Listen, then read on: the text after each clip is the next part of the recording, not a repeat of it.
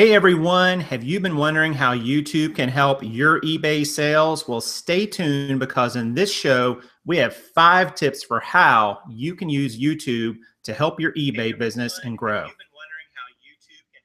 So, I'm Prof Sales. And I'm Karin. And this is the Prof Sales channel. Welcome to our channel. Welcome to our show. Welcome.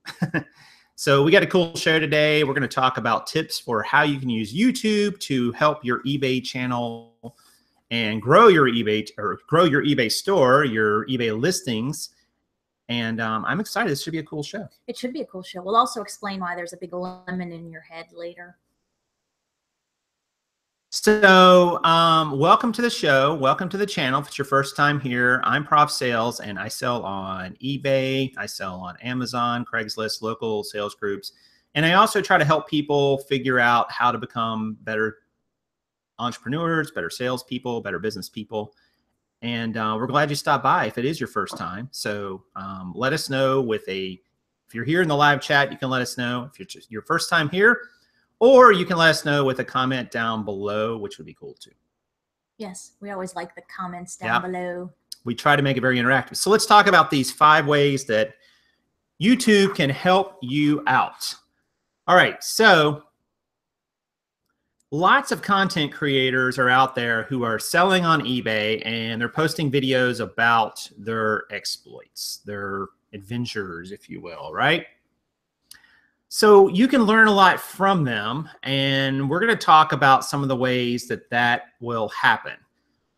So the first way is you can learn what to sell. So what do I mean by that? Well, there's a lot of people out there who produce a lot of content on the brands, the niches, the items that they get, and what they paid for them, how much they'll go for, what kind of money you can make off of them. All those things, there's just like a plethora of information about there about what to sell. Now, some of that is better content than others, obviously. Some of it can be dated. It could have been, a few years back, and maybe that item is not quite as good as it used to be, or that niche is not as robust. But you definitely can get a lot of information about that. Probably a lot of niches and areas you've never even thought about. I mean, I know I found plenty that we didn't even know existed. Mm-hmm. Until we started on this journey down this eBay path. And YouTube has been a godsend for that because we've been able to go in and find all these people who have these great channels and this great content. And we're able to find things that we never even knew could be profitable to sell. Mm-hmm, for sure. What about the second one, Karin? How to sell. Do you want to talk about that one a little bit? You've had some experience with that. Sure. I did. I think I did an entire series on how to sell, right? But in addition to learning what, there's a big how component to YouTube videos. And I've joked with Jason earlier that I was going to start with, "You're doing it all wrong," which, if you know anything about us, we'll never tell you you're doing it wrong. Because I think just as we are all individual as personalities go and humans, everybody has a different way of doing the same exact thing. So we're having audio issues here. Oh, okay. On the one day we don't do something extra for audio. Anyway, so how to sell. You'll certainly learn different methods on how people do what they do. Also different platforms. There's a whole, it's not just about eBay. It's not just about having a yard sale or putting something up locally on Craigslist or Facebook groups. I mean, there's a whole world out there, even Mercari, or Poshmark, Etsy. There's all these wonderful platforms where you can sell as well. And you can certainly get a lot of information on how to use those other platforms in addition to the structure of how you want to do it. So if you break it down, if you decide, okay, I want to sell on eBay, then there's a wealth of information on selling whatever it is, whatever thingies you're going to sell, and how to do it. And everybody has a different on different platforms. Right. Absolutely agree. Lots of ways on how to sell out there, and you'll never quit learning how to sell, or how to sell better is probably a good way to look at it. So the third way that you can use YouTube to help you with your eBay business is this: community and networking. So I put those two together because here's the reality. Reselling on eBay can be kind of lonely because it's just you, it's you and your buyers. you don't really have any personal interaction with them. It's not like you're running a retail store where people are coming in and you can actually meet them face to face. So there's this great value in being able to reach out to other people who have a shared experience that you have, that are going through what you're going through, that are able to understand that, you know, all the trials and tribulations of reselling. And lots of these people you can find through YouTube. Not only, I would say, the content creators, but also through the chat rooms, as there's people in the chat room in this video right now, also through the comments and Facebook groups that are out there as well, that kind of build up around a lot of these YouTube channels and so on, can be really beneficial to you. And you can have the sense of community with all these people, but you also can learn from them, because I guarantee you that anybody you meet who's reselling is going to be doing some things differently than you. Maybe some things better, maybe some things not so better. Maybe some things that you think you would want to do if you were exposed to them, others you might not. But you're going to learn from all those other people, and you're going to develop this huge network of friends and you know, maybe even business partners, people that you can go to with your questions, or maybe even have business opportunities, because maybe they know of something that might interest you, or you know of something that might interest them. And you're not going to find those people if you don't reach out. And YouTube provides a great platform for making all those connections. I mean, I know we've met and made just tons of connections and friends throughout this community, and that never would have happened had we not found YouTube and then subsequently started putting content on YouTube. So it's really been great for all those reasons. And we try to do a good job with the community part of it, to the point where we've even had our first local meetup. I mean, we've met with several people one-on-one, and you said that it's been such a godsend, the community factor, because it can be very lonely. And when we had this recent meetup, our first Carolina resellers meetup, everybody had the same feeling, I think, that it can be so lonely. I mean, you're in this virtual world anyway, grinding it out, you know, doing listings, taking pictures. A lot of people are in business. They don't have the support of family or a partner network. And we seem to get the same response from everybody. So it truly has. It's like this has become our water cooler. This has become the center of our online reselling community. And it's just, it never ceases to amaze me. Every day there's another bonus for getting together in this way and sharing the way we do. So totally agree. I'm grateful for it. Let's talk about number 4, Karen. Do you want to cover that one? Yes. Because this seems to be right up your alley. Because I added this one. So why do people watch the YouTube, and what do they hope to get out of it? Well, number 4 is entertainment value. So yeah, a lot of people watch these videos in the background, coincidentally enough, while they're listing all day, right? And I'm here just for comic relief. No. I'm here for other things too, but the comic relief stuff just kind of happens. But it's kind of, you know, and we're not tooting a horn thinking that we're like the Johnny Carson show or whatever. Would that make me Ed McMahon? Maybe. Was he funnier? Were you Doc Severinsen, maybe, the trumpet player? I was whoever was more talented, cuter, and funner. No doubt. But yeah, so entertainment. I mean, if you're not, I don't think anybody could sit or listen to any of this for long periods of time if it was just like the Peanuts, right? Wah, wah, wah, wah, wah, wah.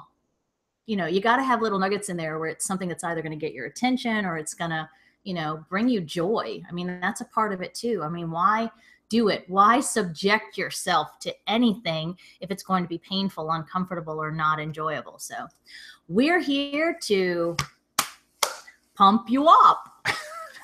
Oh, wait, that's the next one, kind of. Okay, that went somewhere really strange. But anyway, yeah, and to tag on to her point, this, you know, there's no reason that you can't have a business approach, you can't deliver great content and a lot of valuable insight, and at the same time have a good time and let the people in your community have a good time too. So we try to do that here on this channel and our Facebook group and all these other areas. Because I think that's important. I mean, you've got to, not everything can be serious every moment. And so you have to have some comic relief. You have to have some ability to laugh at things and to enjoy what you're doing. So absolutely. So that brings us to the end. Dun, dun, dun, dun. Dun, dun, dun. Number 5. That was 10. Number 5. Well, no, it's my imaginary friend holding up 5 fingers. Okay. So number 5, the last reason we think that YouTube is really valuable for you as a seller on eBay is motivation. Now, motivation. I know that should be a song. Motivation. So motivation, what motivates you? Well, everybody's got a different answer to that question, right? And my answer is not going to be the same as yours, the same as Karen's, but there's definitely something motivating about seeing someone, a YouTuber, someone who's producing content, who's walking down the roads you want to walk and stumbling and tripping over the pitfalls that you have encountered as well. But at the same time, they're getting the results that you hope to get one day. Or maybe you're just hoping to get a fraction of the results, or maybe you hope to get more of the results. And now, this is not to say that, you know, the person who posts the biggest numbers is necessarily going to be the most motivating. Maybe not. They may have an entire business built around their eBay store, built around their eBay listings, that you don't want to get to that level. But when you hear somebody who says that they can do it at a level that's higher than your level, encouraging if you want to increase your level. Maybe you want to get to where they're at. Maybe you want to get to further than where they're at. But there is great motivation when you see other people that are making it, that are doing it at a high level, at least relative to you. And you realize, hey, it can be done. Like, they're no smarter than me. They're necessarily not working harder than me. They've just figured some things out that I haven't figured out yet. And so I'm going to work on figuring those things out. And I mean, that can be very motivating just to know that you can get great results in this business. Well, and it certainly shows you the possibilities, right?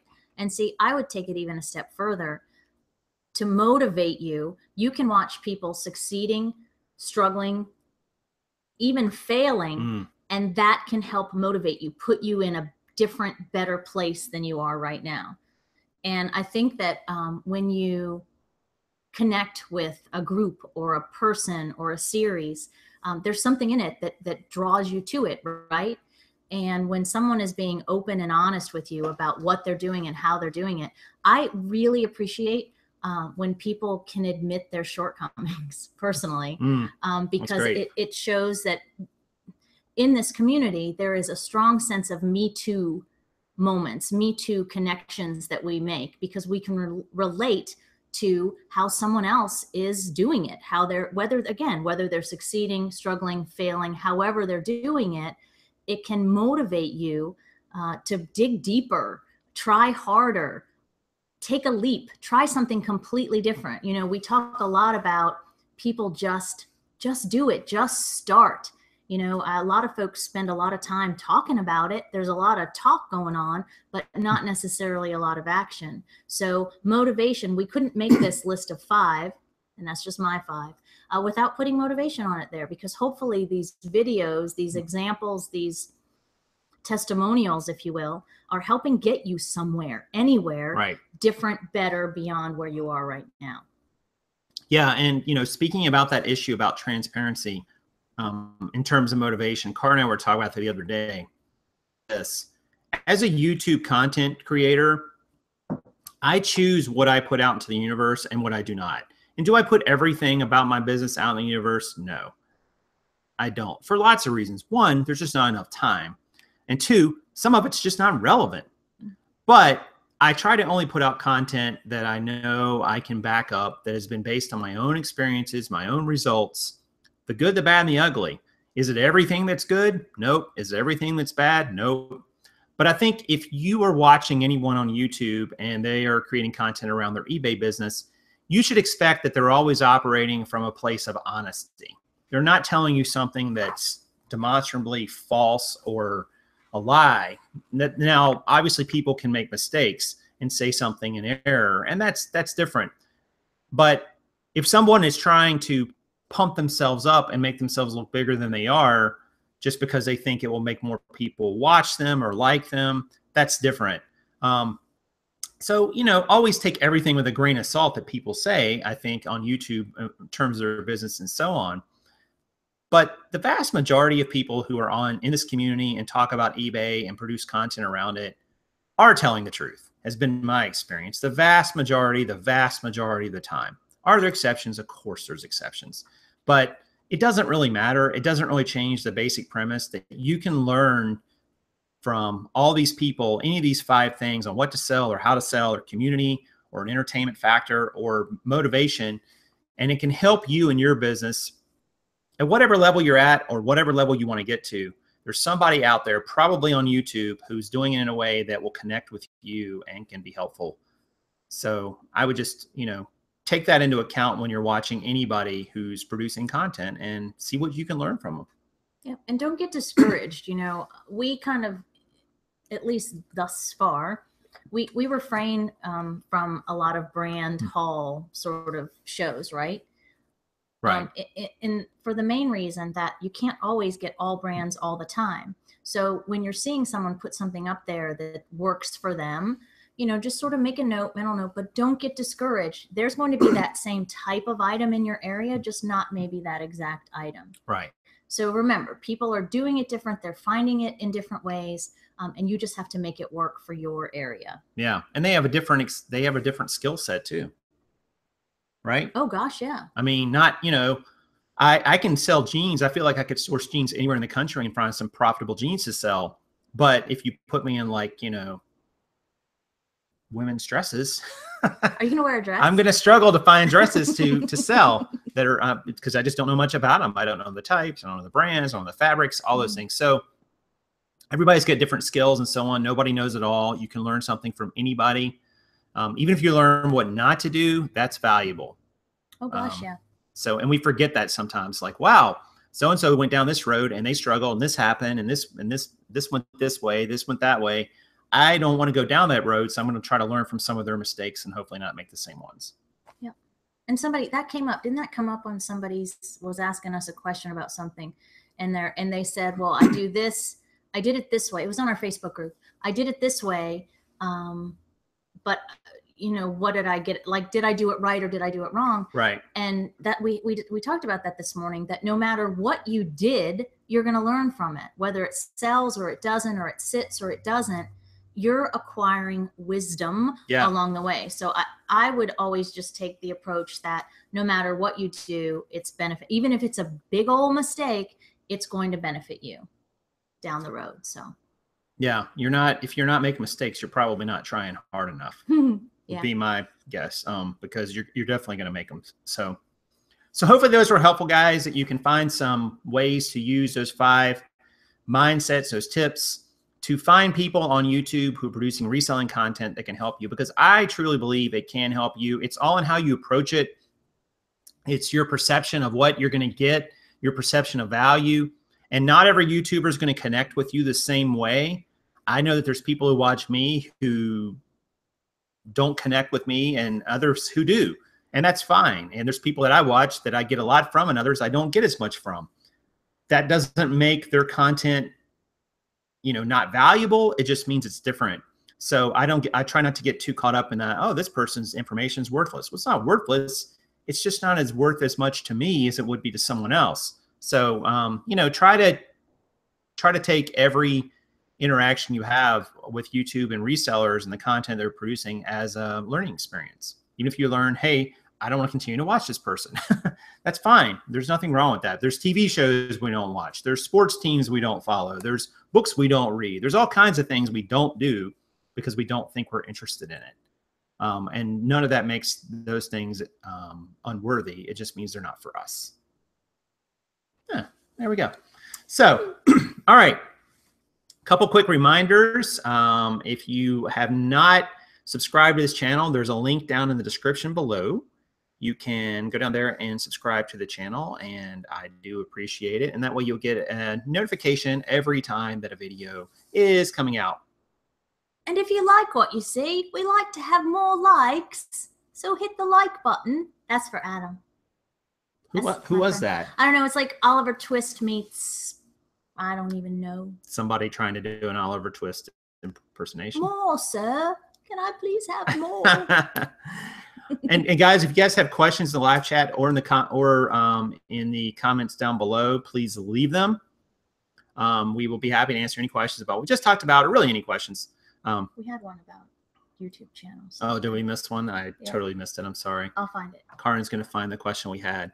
One other reminder too, guys, we are coming on live every Monday, Wednesday, and Friday at 2 o'clock Eastern Standard Time. East Coast is the best. Sorry, it is for the rest of you guys. But anyway, it is our time. Just kidding. We get the clock first.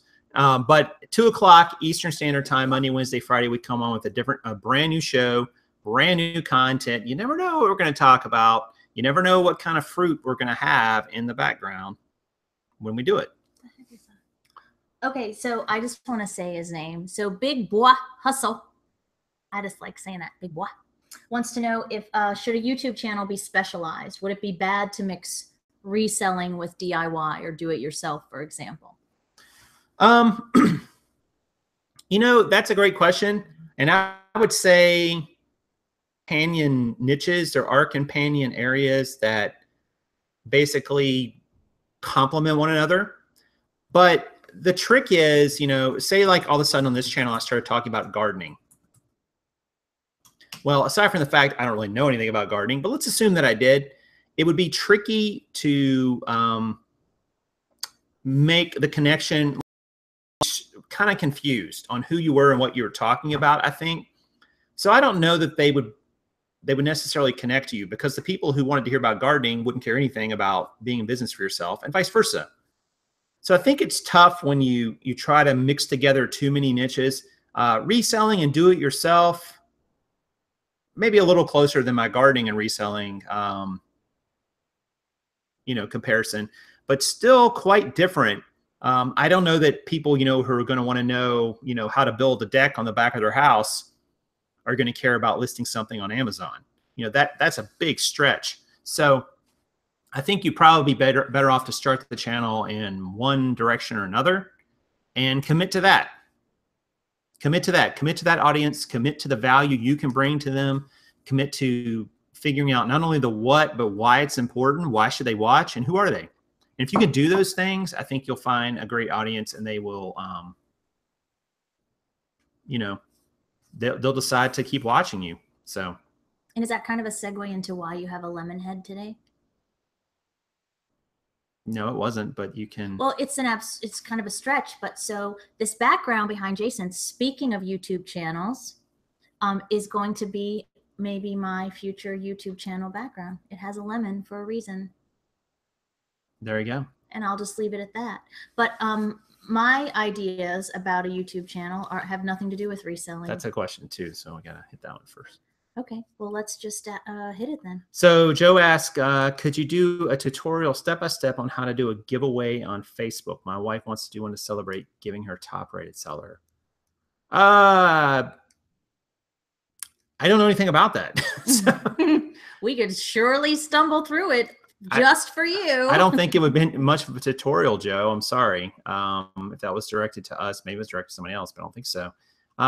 We know about merch promos, because with Merch by Amazon t-shirts, you can do promos like that and do giveaways. Yeah, we don't really do it. We haven't done it, so I don't think we'd give you very good advice. So sorry about that. Jennifer's question: what made you decide to start a YouTube channel? Oh, she had already asked that before I said anything about my YouTube channel. Okay. So why, Prof? Why did you start a YouTube channel? Just kidding. Your big old lemon head. Well, down to a couple things. It came down to a lot of the reasons that we talked about a moment ago. I realized that there was a way to integrate myself with this community better. I had a teaching background, and I like sharing what I know, because I find this is going to sound kind of selfish, but when I find that when I have to teach somebody something, I have to really learn it a lot better myself. I think that anybody who really wants to teach something realizes that you really have to learn it yourself and know it. So it forces me to really think about this stuff and figure out what I'm doing. And sometimes I've, you know, Karin will tell you, I've come up with ideas for shows and so on and just scrapped it. Been like, I can't do that. Like, that doesn't make sense. I don't know what I'm talking about there. I'm just not going to do it. So I realized that I wanted to share the knowledge that I was gaining, but I wasn't sure the best way to do it. And a YouTube channel seemed like an interesting experiment. And it really wasn't going to be anything more than that at the very beginning. And then somewhere along the way, I grew a little more addicted to it. And I liked the interaction with the audience. I liked the interaction with, people in the comments. I was starting to interact with some of the content creators behind the scenes, and that's been a blessing as well. And just learned tons of things from all those guys. And, it's just grown from there. So it was for those reasons, really. You miss teaching. No, I said that at the beginning. Yeah, but I mean, that's a big thing. You miss it, and we get Oh! I thought you were saying I missed it when I explained that. No, what are you talking about? No, not like you didn't forget it, but you missed it. And when you have a teacher's heart, and you do, when you stop teaching or stop sharing in that way, there's this void. Right. When you stop volunteering, when you stop helping out other people, you get this void, and this has helped fill that. And I'm going to say something interesting because about the comment that just came in. I think Hank said the best teachers are experts in their field. And overall, I agree with that. However, I would not say that they always are at the top in terms of the results. And let me explain what I mean by that. You may think that, Mark Cuban is a smart businessman. I'm sure he is from what I've seen, but that doesn't mean he would be able to teach you how to be a successful entrepreneur. You may think that Jordan Spieth, who just won the British Open, US Open, whatever it was, golf championship, is a great golf player. He is, but that doesn't mean he would be the best teacher for you. Teaching and doing something are two different skills. And I would argue that almost no one is really top class, world class in both. And we see this in sports. We see these players who are tremendous players in the top 3, 5, 10 players of all time. And then they decide they want to coach. Different skill set. Yeah. Most of them do not succeed for lots of different reasons. I actually read something the other day that said back in the 1980s, 44% of the general managers in baseball had been former players. Now it's down to like 15%, which I thought was interesting because baseball has realized that baseball is a very statistical game. So if you can understand how that works to your advantage and plugging players in and figuring out how to best develop, rotations and starters and drafts and so on, you can become very, very good at it. That skill set does not necessarily mean you were a good shortstop, in college. And it's a different skill set. Teaching and doing and playing something or doing something, being in business, you may have $1 million results on eBay. Doesn't mean you can teach somebody else how to do it. Different skill set. So you've always got to keep that in mind, that you can learn from all kinds of people at all kinds of different levels. And I think that kind of goes back to our networking community comment. For sure. Adam says, Jason, maybe you can do adult education at your local high schools. Yeah, maybe. Oh, wait, adults. Yeah. I don't know if it'd be high schoolers. No. Yeah. And teaching's a great profession. It's very, very rewarding when you see people connect to something and the light bulb turns on and they figure it out and they use it and they apply it and they move forward. But you've got to do what's right for you. And, teaching was not the right career path for me for a very long time. So I had to move away from it. I hated it. I would still do it. And I feel like I still kind of do it sometimes with YouTube and other things I do. But it was not the right path at that time in my life. And it's not really the right path now either for lots of different reasons. But anyway, that was somewhat different. Okay, so we covered why you do the YouTube. Yes. Well, we have a couple other bullet points here. Actually, I have 3 bullet points we still need to cover. Yep. Are we going to do that now? Yeah, we can do that. Take some time. So let's go into, guys, we're going to share some Q&A with you, some questions we've gotten recently. here on the channel. So we're going to screenshot share those. Fridays are screenshot Q&A day. Screenshot share. That's kind of hard to say. Let's see if I can get this to come up. So the first comment is from Neville W. Neville is commenting on the breaking the law on eBay video that we did a couple of days ago. And it says, I only do a sale on items that have been listed for at least 30 days. And as far as free shipping goes, just put shipping included in the description. Cheers. So thank you very much, Neville, for your comment. I do appreciate it. And I would say that, you know, including the words free shipping in your description is certainly an option. eBay encourages us to use free shipping. And, you know, actually to do that, you could just put in that you did fixed shipping cost of $0 and not even click the free shipping tab. I believe you can do that when you do a listing. I'm not 100% sure on that. If you don't want to, if you think this whole idea of free shipping is not really free shipping or not, some people would argue that.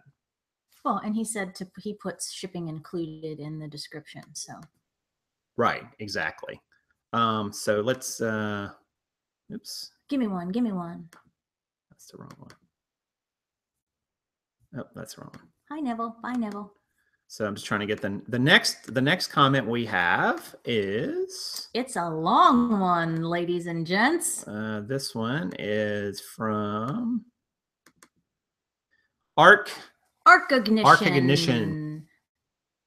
I don't believe that what you were doing was a deceptive practice, especially when you're selling pre-owned items on eBay. It is a marketing strategy or tactic, just as the wording in your title or the description of your item. Is putting your title in a bold font deceptive just because you're trying to attract your buyer's attention? Is ending your price with a 99 cents a deceptive practice? What if you were underselling your item to begin with because you bought it for a very low price? It's very subjective. If items can take 30 to 60 days to sell, you may end up making a dozen changes to your listing before your item sells. Not really a question, but. Right. So thank you, Art, for that comment. I do appreciate it. And again, that was on the same video we did a couple days ago. And I would say this, part of the issue that we talked about on that video was that it's not entirely up to us whether or not we think it's a lawful practice or not. You know, there's laws out there that are, in this case, that are against deceptive advertising. Now, you can debate all day whether or not you think those laws are good laws or not, and that's kind of a separate argument. But if you are trying to run a business that's, you know, lawfully, you're using lawful practices, and you're trying to stay within the confines of the law, you could argue that this whole idea of, you know, pushing up a price to mark it down is against the law. And, you know, you're of course free to go and do that if you like. But for me, it just didn't make sense to go down that morally questionable road. As far as the other things you said, mentioned 99 cents at the end of a price to kind of quote, get the full dollar without it being that. I don't think that's really deceptive. I mean, you're telling someone that that's what the price is. You know,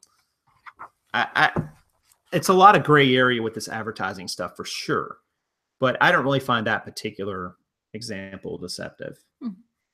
Marking up to that. So anyway, but thank you for your comment. Number three is from Trudy Clark. Trudy. And this comment comes to us also in response to the breaking the law on eBay video. So glad to hear you've had a change of heart. When I initially heard you say you were raising your prices to have a fake sale, I thought, how dishonest. I questioned why I was even following you. Thank you for realizing your error and deciding to do the right thing. It's refreshing to know that your conscience is alive and well. Keep doing the right thing. At least you'll be able to sleep at night. Well, thank you very much for that, Trudy. And it's so interesting that your comment, I was talking with a couple other resellers about that comment. And, you know, one thing as a content creator, you don't realize why people quit subscribing to you, quit watching you, thumbs down. You usually don't hear why they do these things. And when Trudy put that particular that particular comment there, I realized it's like, man, how many other people are out there like Trudy who, you know, turned off from me and my channel because of something I said or did. And I'll never know. I'll never know. But again, it goes back to this question. It's like, how do you act, and how do you, you know, how are you going to go through life, and what sort of morals and ethics are you going to use? And if you are okay with your morals and ethics, I think other people will respond to that and will see you as, you know, true to your morals, and they'll be okay with it. But if you don't, then there's going to be people who tune out from you, tune off from you, and most of them you're never going to hear from. They're just going to be gone, and you'll never even know why. So, you know, it was nice that Trudy decided to continue to give me a chance. And when she saw, you know, that particular video, she said, hey, well, all right, maybe he's realized the error of his ways. A second chance, if you will, which I do appreciate. Well, and I think what people don't realize is, and I'm grateful for comments just like Trudy's, but we kind of put it all out there into the universe, and we read every single question, every single comment, and we take them to heart. And it allows us the gift of stepping outside of our own perspective and looking at it through the lens of someone else's point of view. And up until, and we kind of put those, it's funny how we probably should have done them in reverse order, but you know, it takes a day like Wednesday's video to get us really thinking about, you know, words matter, and in sharing our words, they matter. And I don't think it was ever your intent. Like, you never looked at that as being deceptive. And that's what started this whole big conversation. And it's been pretty cool because it started a conversation about this exact thing. And it's gotten us, as well as some other people, just to take an objective look at something that all of us do. Right. Great point. Next question is from Beth Sherman. My turn. And this one's Karen's. Beth says, hi, question. You said sometimes you will shift focus away from jeans. Wah, wah. During that time, do you keep everything in inventory as active listings? Thanks for sharing your time and knowledge. You shift away from jeans? You know the answer to that one. Well, yeah. So we have to pay the bills. So yes, we're going to evolve and shift, change the levels. They're not always at 11 at different times of the year. And we've been really open about, and a lot of the clothing resellers are feeling it now this time of year, because sales really take a dip to almost coming to a complete and abrupt stop. Right. We knew this day was coming, this season was coming, so we have to adjust. And some years we've done better at that than others, right? But yes, what was the question? Yes, we definitely shift away from jeans. But we don't take down the listings. No, we do not. And if you were here a couple shows back, you got to go up into the jean vault and see. Yeah, there's just no, I don't think there's any good reason, if you have the listing capacity, to ever take down a listing.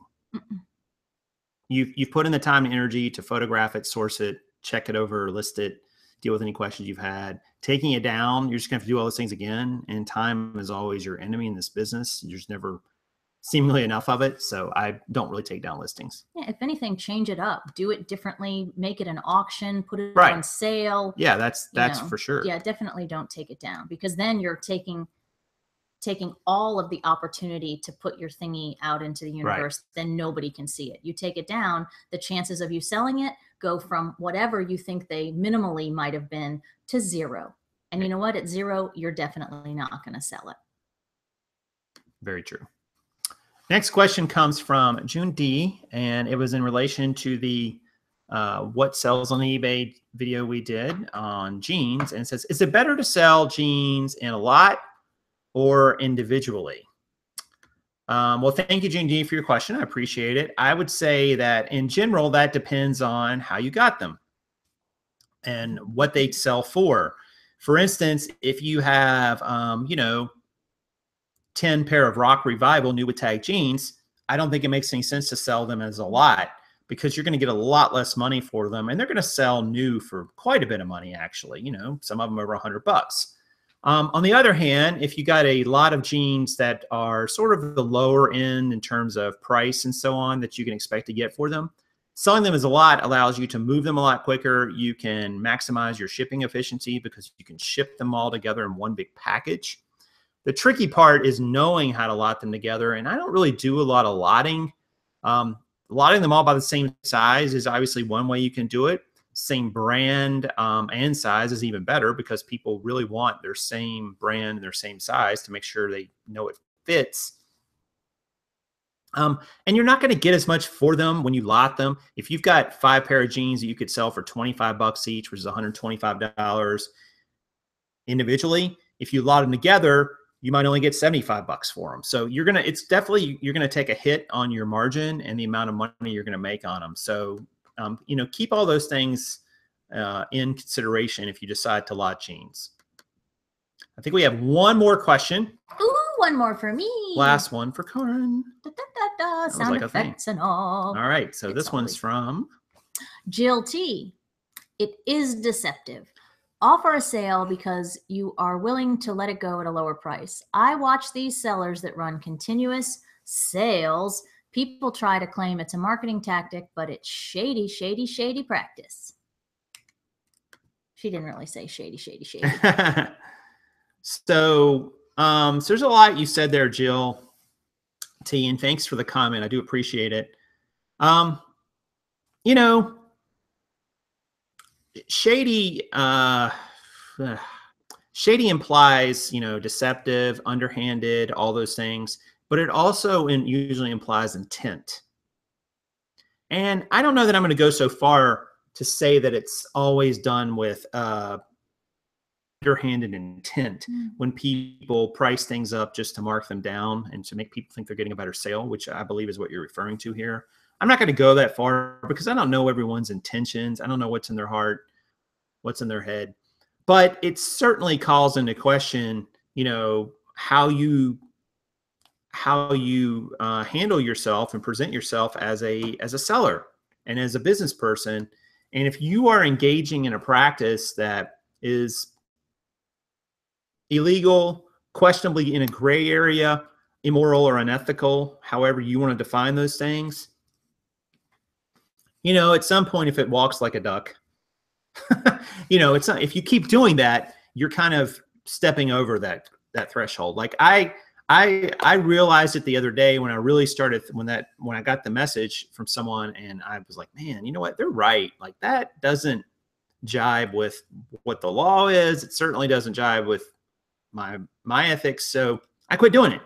But there's others who, if there's not maybe necessarily a law or regulation against it, they'll kind of push right up against that boundary or even push over it. But you kind of have to find that line for yourself, and everybody has to find it for them as individuals. So I hate to like paint a whole group of people or any one person with that brush. Well, and I think a lot of folks navigate through the forgiveness is better, is easier than permission. And I don't think you can sustain that. I certainly don't think it might work for a 4-year-old or a teenager once or twice, but I don't think you can live your life or run your entire business based on that. Right. So at some point you have to decide. And you found that you could get to that same point by not jacking up the prices and then making a cut. I mean, right. We got to where we wanted to be price wise and sale wise. And actually we think that because of the changes you did make, it'll push them up further. And it'll be, the one immediate benefit was it shows that the item is on sale and it shows the corrected or the discounted price. And it's a real discount, right? So yeah, there's that. There's a question you should answer. Is that Adam's last one? Yeah. All right. Adam says, Jason, would you try lotting Gloria Vanderbilt? I have about 7 or 8 pair I bought earlier in my career. And what if they are different sizes? One option is to donate them to a homeless shelter. They're different sizes, Adam. So you can do a couple of things because there are people out there that buy denim swatches to quilt and make things out of. Right. So if they were the same size, I would be tempted to auction them TBH. But you can certainly lot them. I'm a big proponent of the donation factor too. You know, we have, unfortunately, fortunately, several homeless shelters. We have lots of we have Goodwill, Salvation Army. We have a wonderful group that when we have donations, we actually like to give to them. It's called Crisis Assistance, and they allow people in need to come and shop for free. So that's my go-to for local nonprofits. But so I would say, yeah, you might, if you don't want to go the selling route, to lot them or otherwise, definitely donate them, because they still have value for your business, your taxes, your bottom line at the end of the year. Right.